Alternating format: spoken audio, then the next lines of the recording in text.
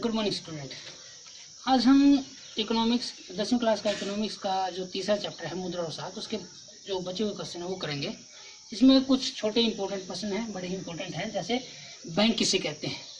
Bank वह संस्था है जो लोगों की जमा पूंजियों के आधार पर मांग जमाओं का निर्माण करती है, उसको बैंक कहा जाता है। बैंक निक्षेप क्या है? बैंक निक्षेप और साख में अक्सर विद्यार्थी गलती कर देते हैं। बैंक निक्षेप क्या है? लोगों की जो अतिरिक्त पूंजी है जो बैंकों में जमा है उसको बैंक निक्षेप कहा जाता है। बैंकों में जो लोग अपना अतिरिक्त जो पैसा वो जमा कर देते हैं वो बैंक निक्षेप है। साख क्या है?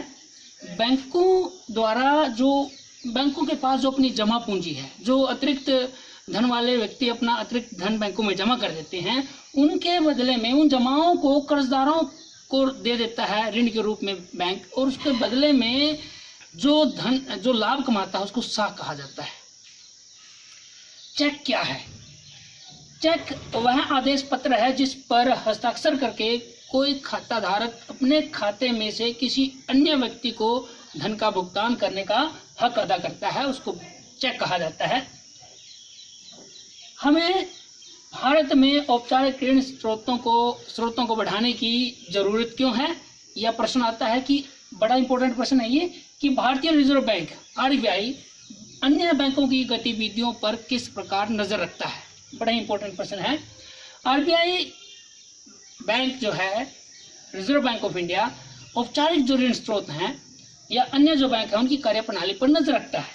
कैसे नजर रखता है? पहला, बैंकों को अपनी कुल जमा पूंजी का कुछ न्यूनतम नगद हिस्सा अपने पास रखना होता है जिसको कानूनी तरलता अनुपात कहा जाता है।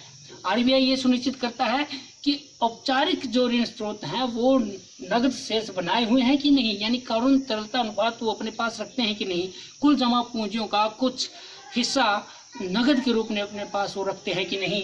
दूसरा, आरबीआई यह भी नजर रखता है कि बैंक केवल लाभ अर्जित करने वाले बड़े व्यापारियों और बड़े व्यवसायियों को ही ऋण तो नहीं दे रहा, ये भी देखता है कि वो छोटे व्यापारियों, उद्यमियों, किसानों को भी ऋण दे रहा है कि नहीं। तीसरा, आरबीआई समय समय पर बैंकों से यह जानकारी लेता रहता है कि जो बैंक हैं वो किन किन व्यक्तियों को और किन किन लोगों को और किस ब्याज की दर पर और कितना ऋण दे रहे हैं, उनकी ब्याज की दरें क्या हैं, ये भी नजर रखता है आरबीआई दूसरे बैंकों पर। तो इस प्रकार भारतीय रिजर्व बैंक अन्य बैंकों की गतिविधियों पर नजर बनाए रखता है, और इस प्रकार हम कह सकते हैं कि हमें भारत में औपचारिक ऋण स्रोतों को बढ़ाने की जरूरत है। एक प्रश्न ये भी आता है कि विकास में ऋण की भूमिका का विश्लेषण कीजिए, यानी कि विकास में ऋण की क्या भूमिका है। किसी भी क्षेत्र के विकास में ऋण की महत्वपूर्ण भूमिका होती है। ऋण से उत्पादक जो है वो पूंजी प्राप्त करता है, पूंजी उसके पास आती है ऋण के रूप में, और पूंजी से फिर विकास होता है। बिना पूंजी के विकास संभव नहीं है। जैसे किसान किसी भी स्रोत से ऋण लेकर अपने खेत में फसल बीजता है, उसमें कीटनाशकों का, खरपतवारों का आदि का छिड़काव करता है। यदि फसल या उत्पादन अच्छा होता है उसका, तो वो कर्ज भी चुका देता है और अपने परिवार के लिए भी अनाज उत्पादन कर लेता है। दूसरा उदाहरण, जैसे एक उद्यमी है, वो ऋण लेकर कच्चा माल या मशीनें प्राप्त करता है, मशीनें खरीदता है और उत्पादन मशीनों से, कच्चे माल से उत्पादन बढ़ाता है और लाभ अर्जित करता है। इस प्रकार ऋणों से लोगों की आय बढ़ती है। लोगों की आय बढ़ेगी तो उसके परिवार की विभिन्न जरूरतें पूरा हो जाएंगी। फसलें उगा सकता है वो, किसान फसलें उगा सकता है, कोई कारोबार कोई व्यक्ति शुरू कर सकता है ऋण लेकर नया उद्योग लगा सकता है उद्योगपति, और वस्तुओं का व्यापार कर सकता है उत्पादन करके। इससे क्या होगा?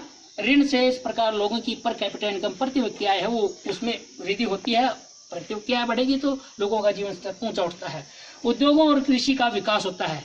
ऋण लेकर कोई भी उद्योगपति उद्योग लगा सकता है, उद्योगों का विकास होता है, कृषि का विकास होता है। जैसे किसान कृषि क्षेत्र से संबंधित उपकरण खरीदता है, कीटनाशक दवाई आदि का प्रयोग करता है। इस प्रकार उत्पादन बढ़ता है और देश को विदेशी आय भी प्राप्त होती है, क्योंकि व्यापार होगा तो विदेशी आय भी प्राप्त होगी। तो इस प्रकार विकास में ऋण की महत्वपूर्ण भूमिका है। आज के लिए हम इतना ही करेंगे। Thank you.